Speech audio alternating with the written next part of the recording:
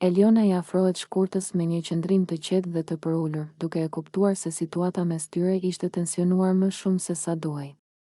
Ajo merr frym thellë përpara se të flasë dhe i thot Shkurtës se ajo ka reflektuar mbi fjalët që ka thënë më parë.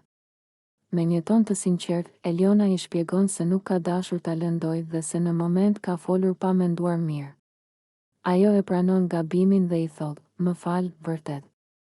Nuk kam dashur të të ofendoj, thjesht më dolën fjalët gabim.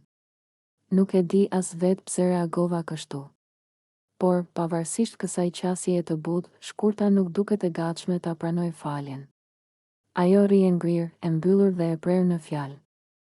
Shkurta i thot se fjalët që Eliona ka përdorur e kanë lënduar shumë dhe se ajo nuk e ndjen të sinqert këtë falje në këtë moment.